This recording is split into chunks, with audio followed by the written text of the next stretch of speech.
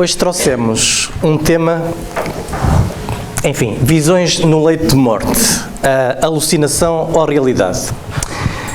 Convém se calhar começar por explicar o que é isto de visões no leito de morte.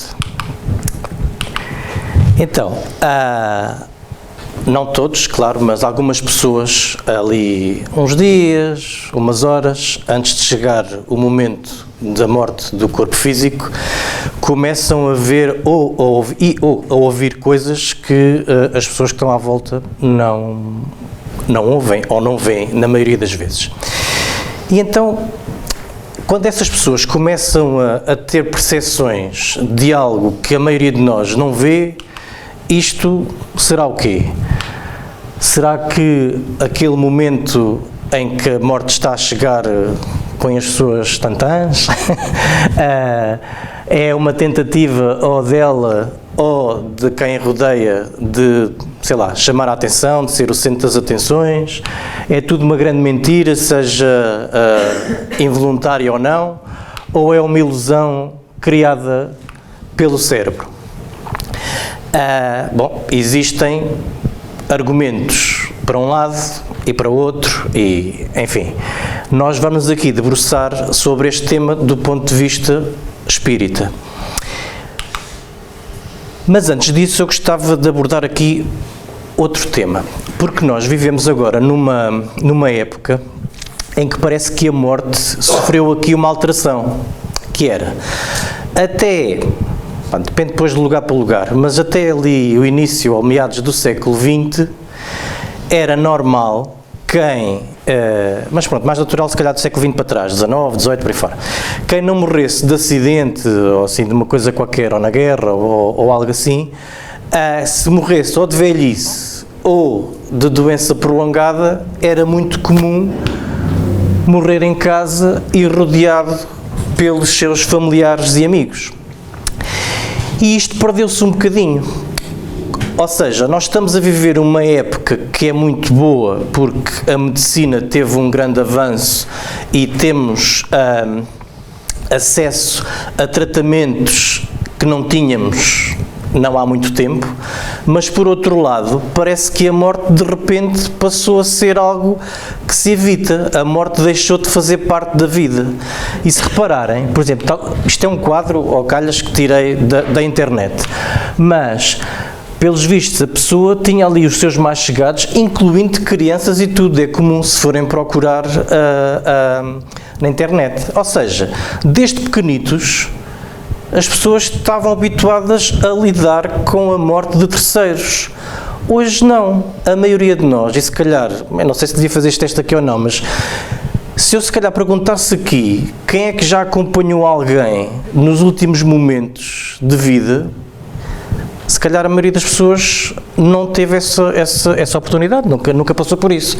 Porquê? Porque de repente passamos a falecer ou numa cama de hospital, e longe da família, muitas das vezes, longe dos amigos,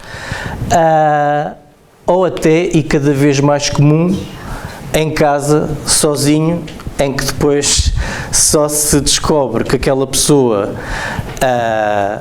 desencarnou passado uns dias, ou às vezes até semanas. Ou seja, nós estamos a colocar a morte de parte, como se a morte não fosse algo natural, que não fizesse parte da vida. Até mesmo nas conversas do dia-a-dia, agora estás a falar de morte, vira essa boca para lá e tal. Mas o que é certo é que todos nós vamos ter que passar por isso, mais cedo ou mais tarde. Então, este senhor, o Sir William Barrett, já falo um bocadinho sobre ele. Os estudos dele foram muito importantes, nomeadamente na área da física, que a coroa britânica atribuiu-lhe aqui o título de Sir. Este senhor escreveu um livro, que aqui está a versão em inglês, que é Visões no Leito de Morte. Para fazer esta palestra eu podia ter ido buscar maus autores, mas de facto eu foquei-me só neste autor e neste livro. E eu queria só falar um bocadinho deste livro. Este livro é muito giro, porque é um livro completamente diferente de todos os outros que eu tenho lido até hoje. Porquê? Este senhor faleceu em 1925. mas o livro foi publicado em 1926. Até aqui, pronto, às vezes acontece, não é? Só que o senhor não tinha concluído o livro. No entanto, o editor achou o livro tão bom, com tanta qualidade, que publicou a si mesmo. E mais, ele teve o cuidado de não alterar nada, ou seja, o livro está em bruto, nota-se que ainda não foi revisto, nota-se que há ali coisas que iriam ser trabalhadas, que são apontamentos que ele estava a fazer para explorar algumas áreas, ou outras já estavam exploradas e tal. Então, temos aqui uma coleção excepcional de casos que o Sr. William Barrett foi recolhendo sobre pessoas que foram testemunhas ou que, enfim, que estava bem documentado de casos de visões no leito de morte. Mas então vamos falar aqui um bocadinho sobre o Sir William Barrett. Já repararam que a malta desta época, isto tinha um estilo, cuidado. Exato. Então, este senhor nasceu em 1844 e desencarnou em 1925. Ele nasceu na Jamaica, se não estou em erro, mas pertencia à coroa britânica e então ele era britânico. Foi um físico muito conceituado, por sinal. Entre outras coisas, ele, por exemplo, deu um grande contributo para o telefone, para o desenvolvimento do telefone, que nós hoje utilizamos no dia-a-dia e que até degenerou aí no telemóvel.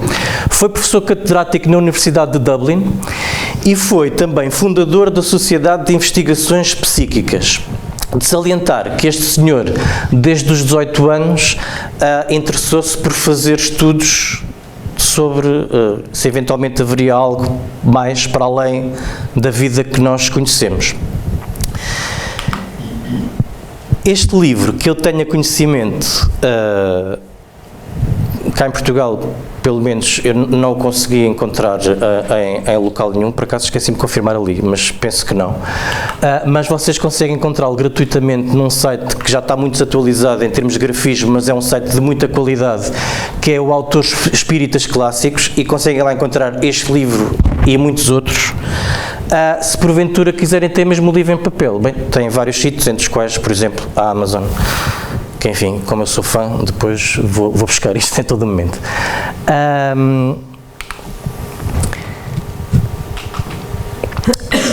Na origem deste livro esteve um outro livro do Ernesto Bonzano, que é este senhor que está aqui. E o livro chamava-se Fenómenos Psíquicos no Momento da Morte.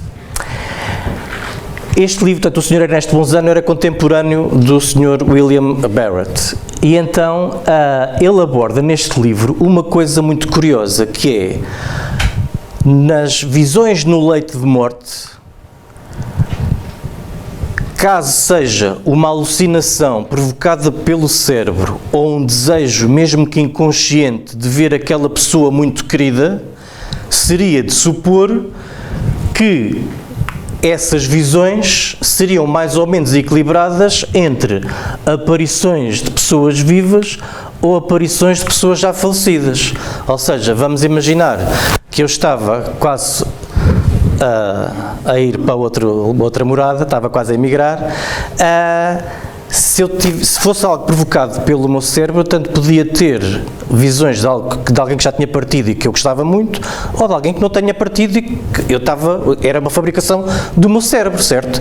O que é que chamou aqui a atenção do Sir William Barrett? É que, e com toda a razão, o Ernesto Bonzano veio chamar a atenção que não, os valores eram muito, mas muito desequilibrados, ou seja, a esmagadora maioria de aparições no leito de morte são de pessoas que já partiram, que já não estão no corpo de carne. Isto chamou a atenção e ele começou a recolher dados e no livro até dá a entender que ele queria que pessoas que defendessem o argumento de que era uma fabricação do cérebro dessem então argumentos com lógica e tal, a isenção acima de tudo, para estudar este tema, mas pronto, ele faleceu antes disso. E então, eu fui buscar, espero não ver a ser muito maçador, mas eu fui buscar dos imensos casos que estão descritos neste livro, fui buscar só meia dúzia deles para nós vermos aqui e depois analisarmos outra coisa um bocadinho mais à frente. Então vou começar por visões de pessoas falecidas por moribundos que ignoravam esses falecimentos. Ou seja, a pessoa que está moribunda e que está quase a ir embora, visualizar alguém que essa pessoa não sabia que já tinha morrido. Das várias que estão descritas nesse livro, há aqui um caso que eu achei adorável. É o caso de Jenny e Edith. Elas tinham mais ou menos 8 anos, aliás, uma delas já tinha acabado de fazer 9. Isto foi em junho de 1889 e elas eram muito amigas. Pronto, aquela idade que se brinca muito e tudo mais.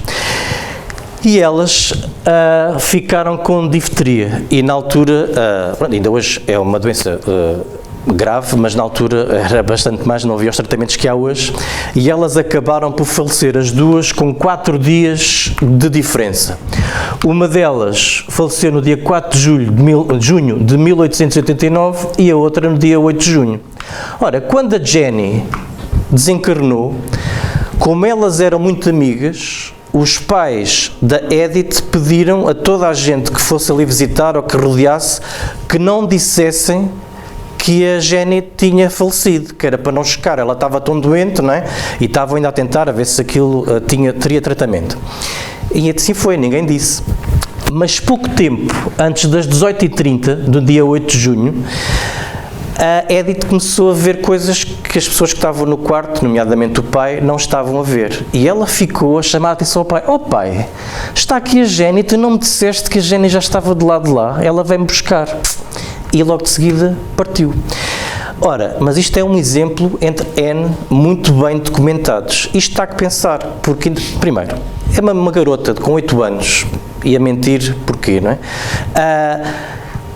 Enfim, não sabia que a melhor amiga tinha partido, mas há inúmeros outros casos. Eu achei este especialmente do como. Pronto.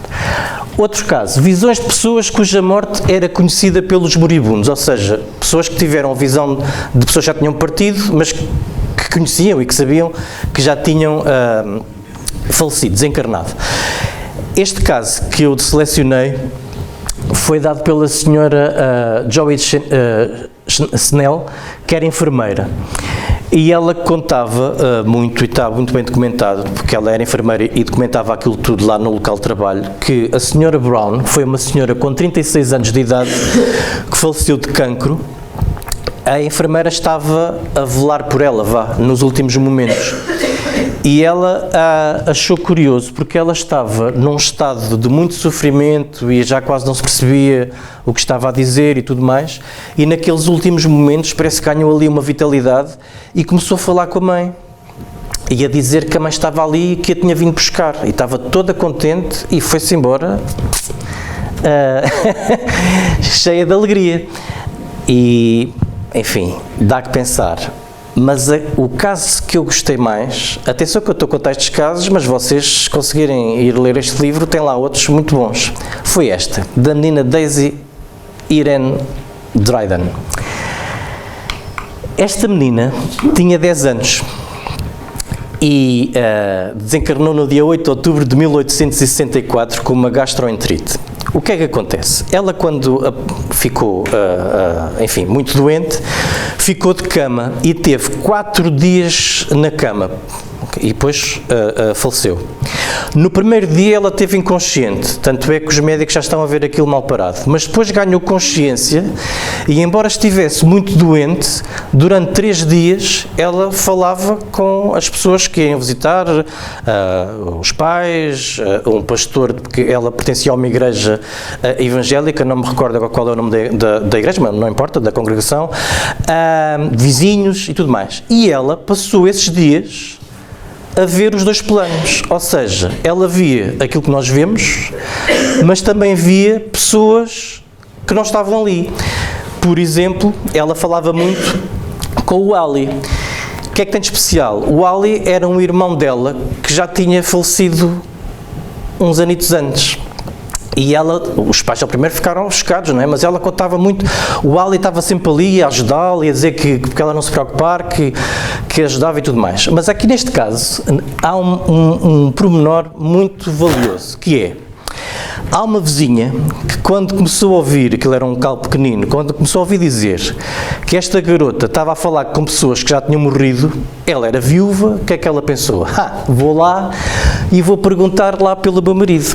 Então ela chegou lá, não me recordo agora qual era o nome, e perguntou-lhe, está aí o Joaquim Manel, não importa. E ela disse, não está aqui, não. E a senhora ficou toda decepcionada, mas o marido já tinha morrido e agora não estava ali, ela via os outros e não vê o marido, porquê? Ela, mas deixa estar, que eu está aqui o Ali e eu vou-lhe perguntar e tal. E no dia seguinte, ela disse, olha, o Ali disse que, portanto, atenção, a menina era de uma igreja evangélica que tem ideias muito diferentes daquilo que o Espiritismo defende. Então ela passou uma mensagem, a dizer que o Alan tinha explicado que do lado de lá havia vários locais, as pessoas iam para locais diferentes consoante o seu estado evolutivo e que o marido da outra senhora não estava ali porque não podia estar presente porque estava noutro local, mas que já tinha ido saber e que estava muito bem e feliz para a senhora não estar preocupada. E ela descrevia coisas do lado de lá da vida muito, muito, muito semelhantes com aquilo que nós víamos a saber pelo lado do Espiritismo. Achei isto extraordinário. Sendo que ela, no quarto dia que esteve doente, acho que era por volta das 6 da tarde, virou-se para o pai e disse assim, olha, o Alan está-me aqui a dizer que às 10h30 vem buscar porque eu vou para o pé de Jesus, que era a crença que a menina tinha. E o que é certo é que o pai depois estava lá ao pé dela e era ali, faltavam 5 minutos para as 10h30, olha, já cá está o Alan, pediu um abraço ao pai e tal, e às 10h30 foi-se andar com o Alan. Isto bem documentado é uma delícia. Visões percebidas também pelos acompanhantes, ou seja, por vezes a pessoa que está no leito de morte, para além de ver e ou ouvir, às vezes alguém que está ali presente também vê ou ouve. E então trouxe também 2 casos. A primeira foi descrita pelo Sr. Peluzzi, que é bibliotecário, e de um caso que ele acompanhou da menina Hipólita Notari. Então, ela tinha 3 anos de idade e um irmãozito dela, que tinha 4 meses, estava ali a agonizar. E então estavam presentes o pai, a mãe e a avó e ela, pequenita, lá também ao pé do irmão. E ela de repente começou a falar que estava ali a tia Olga. E a tia Olga tinha desencarnado há 1 ano antes. E o pai começou a pensar, mas onde é que estás a ver? Está ali, até foi a correr para uma cadeira e quando chegou à cadeira para abraçar a tia já lá não estava, e ela ficou baralhada, agora está ali no canto, e depois foi a correr para o canto, pronto. E o que é curioso é que quando o pequenito de 4 meses desencarnou, a miúda deixou de ver a tia, e diz que a tia levou o garoto com ela. E outro caso, descrito pela senhora Mary Wilson, que era enfermeira, relata um caso que aconteceu com uma senhora com o nome de Carolina Rogers. Ela tinha 72 anos, após 6 semanas de uma enfermidade faleceu e ela era viúva pela 2ª vez. O filho dela também faleceu, portanto ela era completamente sozinha. E esta enfermeira, a senhora Mary Wilson, não a conhecia de lado nenhum.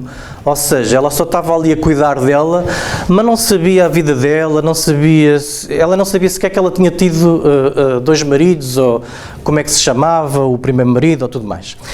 Na última noite em que a senhora Carolina Rogers esteve viva no corpo de carne, a enfermeira estava lá a velar a senhora e de repente olhou para a porta e ficou assustada, porque ela diz que viu nitidamente um senhor já de alguma idade, mas de barba. Ela descreve o senhor muito bem. E ela até ficou, ela entretanto percebeu que aquilo era uma visão que ela estava a ter, e ela acreditou que se calhar é o marido da senhora que a veio buscar, ou assim. E o que é certo é que a senhora desencarnou nessa noite, e a enfermeira ficou tão curiosa com aquilo, que foi perguntar a uma pessoa muito afastada, sabia que era, e descreveu, não, isso não é o marido dela, isso era o ex... E então foram lá buscar fotografias do senhor, e era o primeiro marido. O que me leva aqui a crer que, se nós ficarmos viúvos, não é? E depois de casarmos outra vez, depois temos duas pessoas à nossa espera. Pode acontecer. Portanto, isso para o bem e para o mal.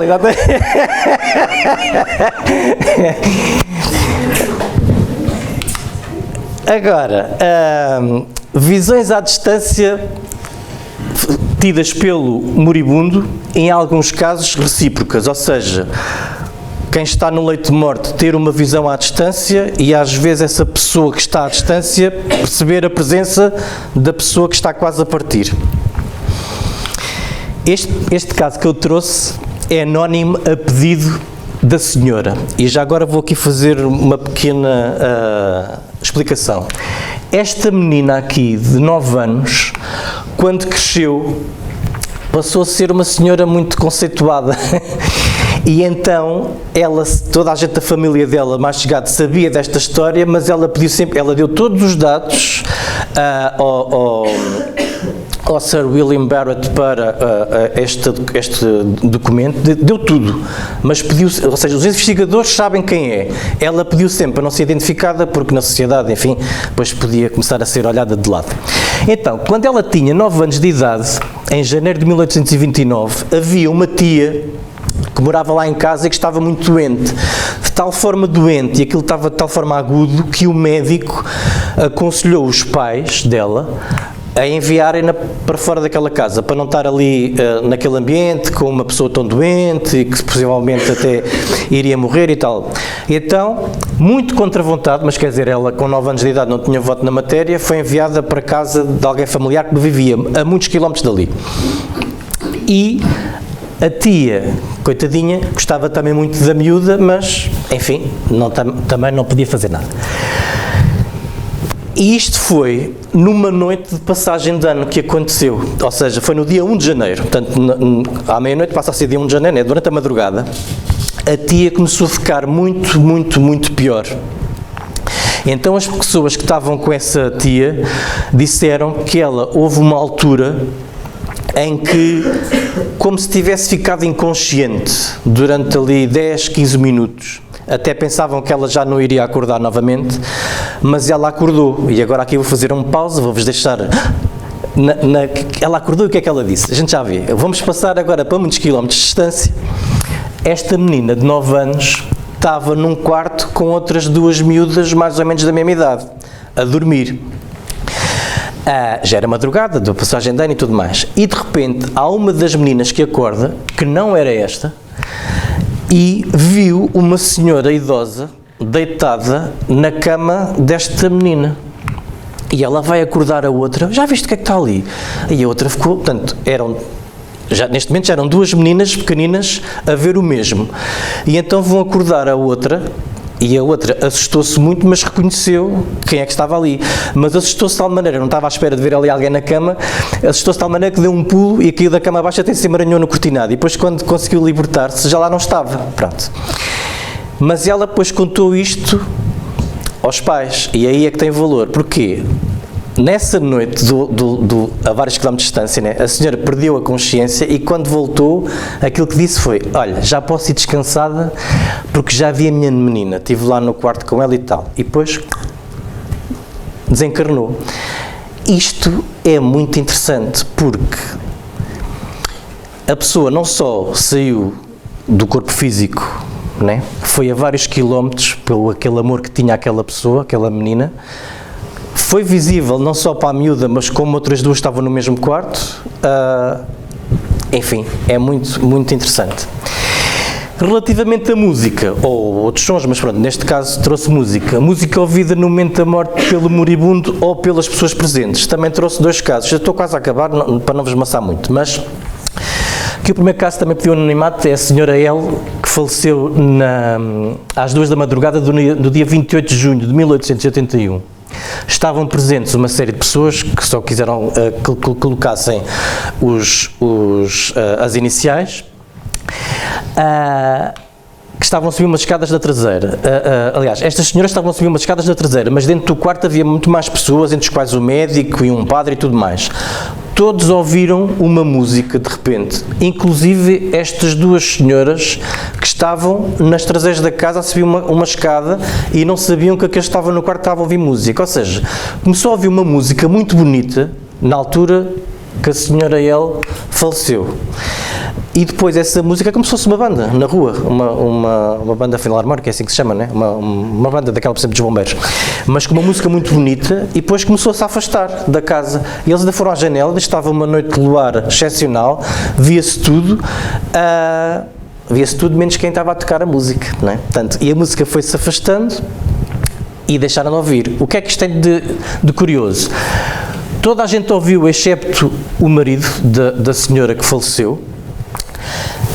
Ninguém conseguiu ver de onde é que a música vinha e mesmo pessoas que não se... Ou seja, as pessoas que estavam fora do quarto e que estavam numas escadas na traseiras também ouviram e depois trocaram informações.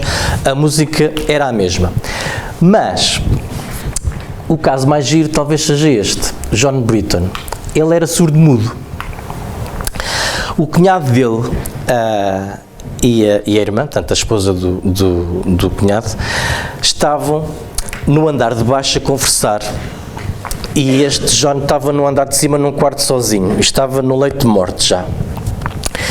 E de repente, cá em baixo o Sr. Alan e a esposa começaram a ouvir uma música do lado de cima. Vão a subir as escadas, chegaram lá em cima. E, atenção, este senhor era surdo-mudo, ele não falava mesmo nada, só mesmo através de linguagem gestual. E ele, portanto, conseguiram trocar a comunicação com ele e ele disse que tinha ouvido a música também. Não sei se estão a reparar no pormenor, né? Ele era surdo e ouviu também a música que os outros tinham ouvido no lugar de baixo. Mas ele até foi mais do que isso. Disse que o Tom e a Harriet, que eram irmãos, estavam a caminho. Ora, nós estamos a falar numa época em que não havia comunicações como há hoje e o Sr. Alan e a esposa pensaram, não, ele está a alucinar já porque eles não sabem de nada, como é que eles vêm a caminho, ninguém os informou. Pronto, o que é certo é que depois, passado 20 minutos, chegou então os irmãos, portanto dá a ideia que ele também teve uma visão à distância. Curioso. E por fim, visões do espírito de um moribundo ao abandonar o corpo. Aqui esta senhora Joyce Nell é uma enfermeira que tem uma série de relatos que foi recolhendo ao longo da sua vida profissional. Embora isto lhe tivesse acontecido muita vez, a primeira marcou especialmente. Porquê? A Laura Stearman tinha 17 anos de idade e era amiga da enfermeira quando desencarnou. E a enfermeira estava no quarto onde estava então esta Laura e, pelos vistos, ela seria médium de vidência porque ela viu muitos casos destes ao longo da carreira de enfermeira dela. Então ela diz que apareceram 2 amigas da moribunda que tinham falecido no ano anterior e que ela também conhecia, portanto ela reconheceu-as de imediato. E então apareceram ali as 2 amigas e a Laura, que estava já muito debilitada, ficou muito contente.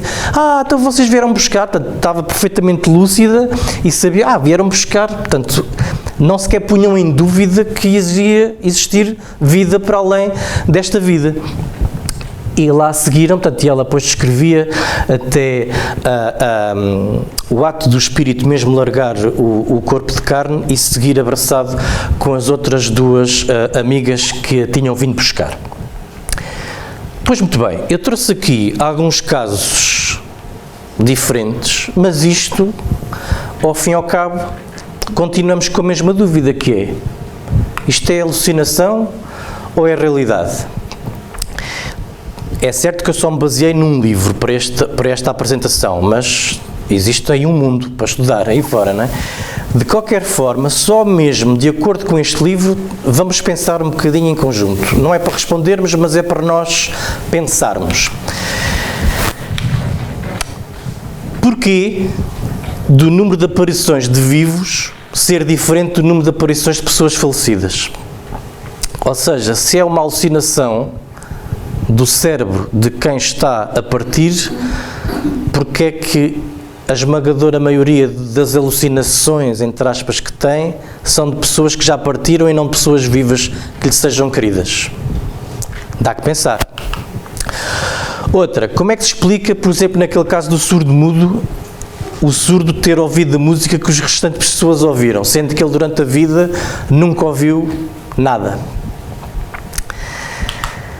Como explicar a visão de pessoas, ou seja, a visão de pessoas que já faleceram e que o moribundo não sabia que tinham falecido?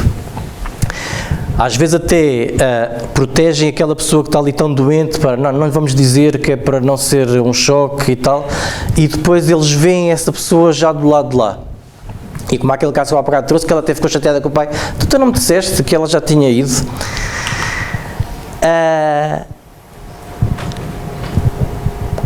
Outro caso, como é que se explica que tenham expliquem, descrevam o mundo espiritual de uma forma tão aproximada àquilo que o espiritismo defende e que muitas vezes é contrário à crença religiosa que têm? Também dá que pensar. Então, e no caso em que não só o moribundo vê, mas há outras pessoas que veem, e há vários casos destes, como é que é? A alucinação deixa de ser só de uma pessoa e passa a ser uma alucinação coletiva? É como a alucinação de uma pessoa só? Uma pessoa ainda pode pôr isso em dúvida. Agora, várias pessoas a ter a mesma alucinação, já começa a ser mais difícil. Então, e aquelas pessoas que veem coisas à distância nesse momento e que ainda por cima são percepcionadas?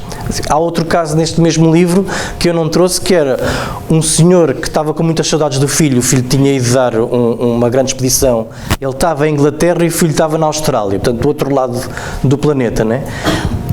E na noite em que o pai faleceu, ou seja, que era dia em Inglaterra, noite na Austrália, o rapaz recebeu a visita do pai, né, durante ali uns breves segundos, e do lado da Inglaterra, as pessoas que estavam lá diziam assim: pronto, olha, já posso ir descansado que já visitei o meu filho. Então, mas isto já começa a ser muita coincidência. Então, nós percebemos que, em termos científicos, ainda temos muito que descobrir. É certo que eu até entendo, por um lado,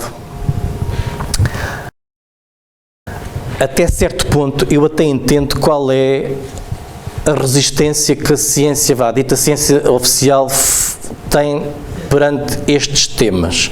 Porque se nós vimos bem, existem aqueles certificados científicos do Facebook, que agora toda a gente tem, não é? Em que nós damos meia dúzia de publicações e pensamos que já sabemos muito, e viu-se agora, quando foi a altura do Covid, as teorias que existiram à volta do Covid, ou até as pessoas que defendem a Terra plana, e enfim, um rol. Agora, aquilo que o espiritismo defende está alicerçado numa lógica muito, muito grande. E não é justo, colocarmos isso no mesmo patamar. Até porque isso também é uma atitude muito pouco científica. Não vamos estudar porque isso entra aí no mundo das crenças e tal. Não. Temos aqui factos e tanto, por exemplo, o Ernesto Monzano, que eu falei no início da palestra, e o Sir William Barrett e muitos outros. Enfim, já começa aos poucos e poucos. Mas, por outro lado, talvez seja por isso que o espiritismo é tão importante. Porque, acima de tudo, o espiritismo serve para esclarecer como é que é esta vida, como é que é a vida após esta vida, não é? E para consolar. E eu vou dar algumas ideias sobre isto, que é, Que consolo tão grande é nós termos noção com factos, né, de forma racional, de uma fé racional, em que a vida continua, ou seja, aqueles que nós amamos muito, sejam familiares ou amigos que já partiram antes de nós temos a certeza que os vamos tornar a rever, né? Que consolo é o esclarecimento, por exemplo, de nós vimos a perceber que afinal não há céu nem há inferno. Isso está dentro de nós. Ou seja, se eu passar para o lado de lá da vida, cheio de culpas na minha cabeça, né? Ainda por cima todos nós fazemos asneiras ao longo da vida e depois começa ali a consciência a roer, se eu não me equilibro, vou estar em desequilíbrio na mesma, porque eu vou continuar a ser a mesma pessoa, não tenho o corpo de carne, né? Então, é uma ciência filosófica de consequências morais que tem um grande valor, porque como filosofia apresenta as questões, não é? Como ciência explica-as e depois tem uma transformação moral, porque é impossível, ou praticamente impossível, nós estarmos perante este conhecimento e não fazermos um esforço de nos mudarmos a nós próprios. O mundo muda-se, é nós mudarmos a nós próprios, nem que seja um bocadinho. Mas, e agora ocorreu-me, muitas vezes o facto do espiritismo ser mal visto, a principal responsabilidade é nossa mesmo, dos próprios espíritas, muitas vezes, porque calamos no local de trabalho ou em algum sítio que às vezes falem um grande disparate de espiritismo e nós com aquele receio que nos fiquem a olhar de lado não dizemos nada. Eu já passei essa fase, agora já digo, sou um desbocado. E depois há muita coisa que é confundida com o espiritismo e que de espiritismo não tem nada. E às vezes, conforme vamos entrando no espiritismo, ainda trazemos outras crenças e vamos misturando coisas que não fazem sentido. Eu, por exemplo, há bocado lembrei-me, na terra do meu pai havia uma senhora, já muito velhota, eu não faço ideia se ela era médium comerciante ou se era fraude ou não, também não importa. Ela atendia às pessoas, né, e diz que falava com as pessoas que já tinham partido e depois fazia ali umas mesinhas e tal, e não levava dinheiro nenhum, mas aceitava aquilo que lhe quisessem dar, que ainda é pior. E muitas vezes mistura-se isso, esse folclore e as mesinhas e tudo mais com o espiritismo, quando de espiritismo não tem nada. O espiritismo é uma coisa racional, é uma fé baseada em lógica. E para isso, no dia 18 de abril de 1857 surgiu aqui o primeiro livro, que é o Livro dos Espíritos. Temos uma grande obra para ter acesso a conhecimento. Os 5 livros da obra básica, que é o Livro dos Espíritos, o Livro dos Médiuns, o Evangelho segundo o Espiritismo, o Céu e o Inferno e a Gênese. Temos as revistas todas da Revista Espírita, publicadas pelo Allan Kardec mensalmente, durante uma série de anos. Temos um livro pequenino muito bom, que é O que é o Espiritismo. Temos também a Viagem Espírita de 1862, ou seja, conhecimento, ou fonte de conhecimento não nos falta. É curioso, porque nós ao lermos isto, vemos que vai cruzar perfeitamente com aquilo, por exemplo, que nós tivemos a ver ali naquele livro de Visões do Leito de Morte, do Sir William Barrett. Então, já começa a ser tempo de não termos a candeia debaixo do alqueire, não é? E começarmos a espalhar esta mensagem de uma forma positiva, sem aquele folclore, porque o espiritismo não tem nada disso. É algo simples, é algo lógico, mas necessita algum esforço da nossa parte, de estudar e buscar conhecimento. E pronto, espero não ter sido muito maçador. A bibliografia foi só mesmo um livro, Visões do Leito de Morte, do Sir William Barrett. Ainda ficamos mais ou menos com 15 minutos, caso existam perguntas.